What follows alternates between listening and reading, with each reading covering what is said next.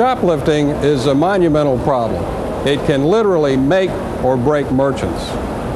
That's the topic for this part 4 of our special 8-part series on mall security. We will talk about ways that mall security can interact with the loss prevention efforts of merchants in order to handle this problem in the most effective way for the merchant and for the property. There are several things that should be remembered in dealing with all persons, which include shoplifters. The innocence of every person should be assumed until there is evidence to the contrary. It's a very fundamental and important tenet of our criminal justice system. It's an equally important and fundamental tenet for any mall security operation.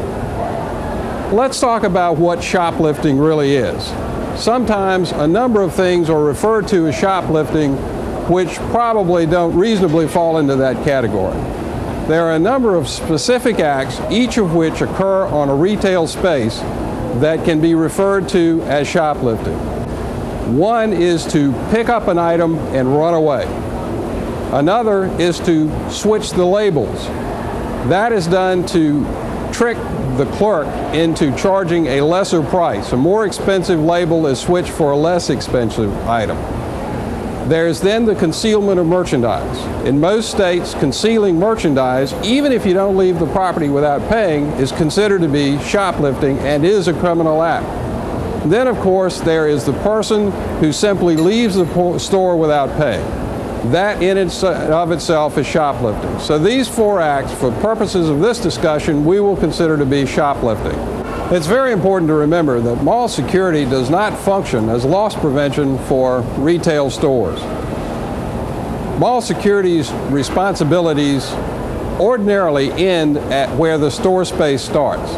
However, the magnitude of the shoplifting problem in today's society demands that we do what we reasonably and lawfully can do to assist merchants with this monumental problem that they face every day. Shoplifting could be said to be one of the most frequently reported crimes in society today. Let's take a look at how mall security would interact with the loss prevention efforts of the store in the best and most common sense and legal way for mall security. Come on, Devin.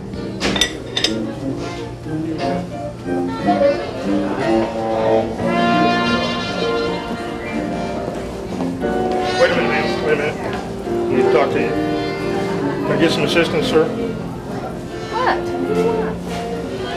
I think this lady stole something out of my store. Did you see her steal anything? I didn't take anything. Well, I didn't see her put it in the bag, but I'm pretty sure she took it. Mall security, you may remember, has 3 fundamental and prioritized responsibilities. The first is the protection of persons. Secondly comes the prevention of loss of property. Thirdly comes the enforcement of rules and regulations. In the case of shoplifting, mall security officers respond to the request for assistance from merchants for the purpose of the first priority, which is the safety of persons. The only reason that mall security would respond to a shoplifting call is for the personal protection of everyone involved, not only the merchant, but also the person accused by the merchant. Detention of any individual must occur either by the merchant himself or by a police officer. Mall security officers would not detain any individual. In the event that an individual resists the attention of the merchant, the security officer could assist with that detention for the purpose of providing for the safety of those persons. So the security officer, even if he has physical contact with the suspect, is not there for the purpose of detaining the suspect. It's very important to keep in mind. If a person is accused of a shoplift and there's no indication, no evidence that that shoplift has occurred, the security officer would take no action. The security officer would not involve himself in a situation where there is a mere suspicion that some criminal activity has occurred is occurring or might occur. Here's a look at 4 shoplifting scenarios. In the first scenario, the merchant has detained a suspected shoplifter who doesn't want to be detained. Sir, is there a problem here? Yes, this gentleman I cut. Listen, Sir, I'm excuse getting me, out of here. excuse me. I'm getting out of here. Just come on. In the situation you've just seen, the merchant suspected that the person detained had committed a shoplifting act. He detained the person. The security officer assisted with that detention because physical force was necessary, but the officer's role was only for the purpose of ensuring the safety of the merchant and of the detained person. In the next situation that you are about to see, the shoplifting suspect will have left the store.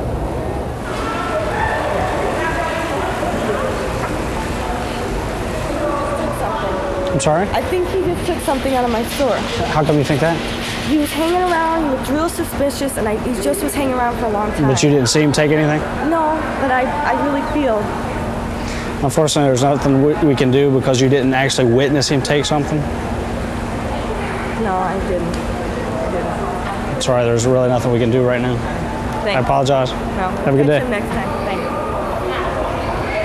you. In the situation you have just seen, the merchant merely suspected that a shoplifting had occurred. He had no actual evidence that it had, in fact, happened. The security officer very correctly took no action. No crime, no evidence of a crime, no action. In the next scene, the merchant indicates to the security officer that he has personal knowledge that a crime has occurred. His coat. He just took a tie out of my He store. actually physically put it took in it his from coat. you? Yes, I Okay. saw him. Okay. 202, I'm following the subject, approximately 5'9", wearing a brown coat, gray In this pants. situation, the merchant had actually witnessed the crime that he reported to the security officer.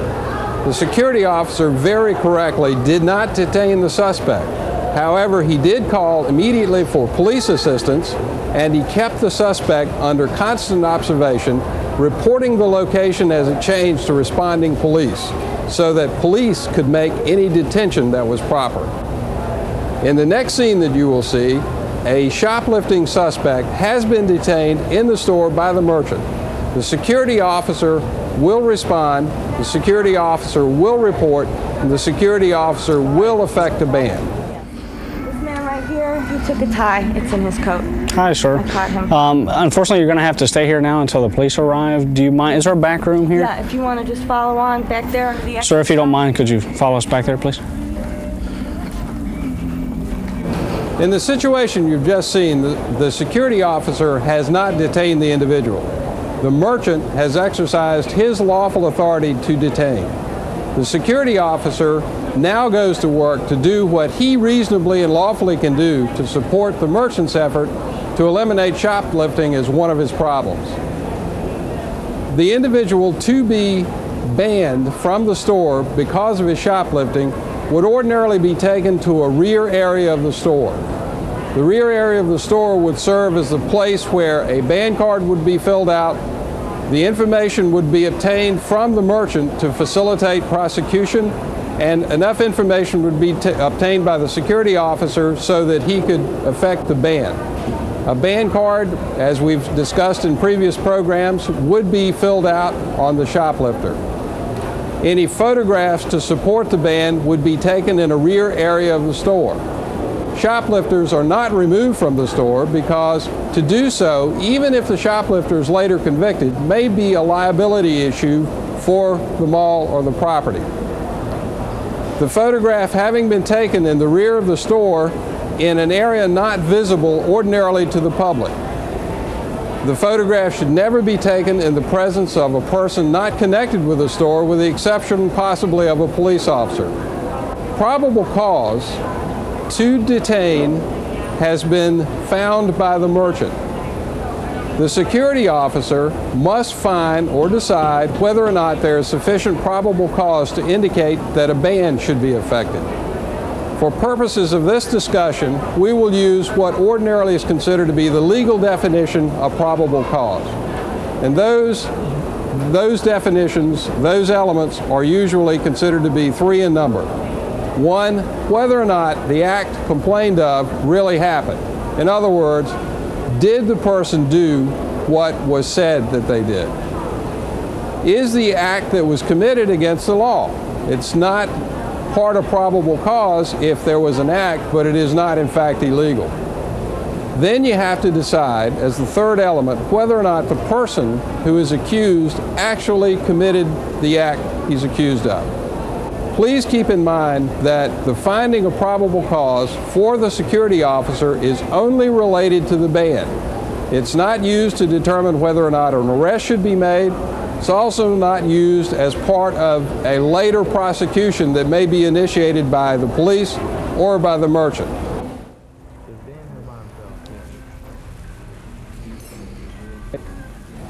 Shoplifting, as we said at the start of this program, is a monumental problem for merchants.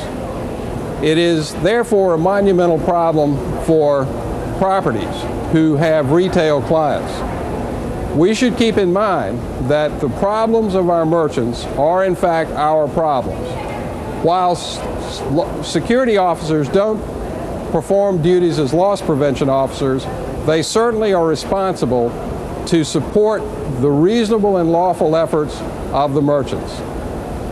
This is probably a good time to talk about what really constitutes the lawful authority of security officers to eject people from the property and to ban persons who are accused of acts such as criminal acts. The lawful authority of property managers to exclude people from their properties is founded in the Constitution of the United States and usually echoed by the constitutions of each individual state. Lawful authority to exclude is a fundamental tenet, it has been found by courts, of property owners. An example of which you might consider to be an individual who is in the home of another. If the owner or lawful occupant of that property says that the person has to leave, there has to be no finding of probable cause, there has to be no evidentiary process that occurs in order for the exclusion to occur. That is the lawful authority of the property owner, which is different from the lawful authority of a police officer. Police officers derive their authority from the police power of the state. The police power entitles law enforcement officers to make arrests, to exercise other authority that may be appropriate for the exercise of police power. Again, shoplifting is a monumental problem. Shoplifting is something that we all, as employees of establishments that have retail stores, to be vitally concerned with. That's our look at some of the issues which relate to the shoplifter and the security officer. I certainly hope you found this program to be interesting and informative. See you next time.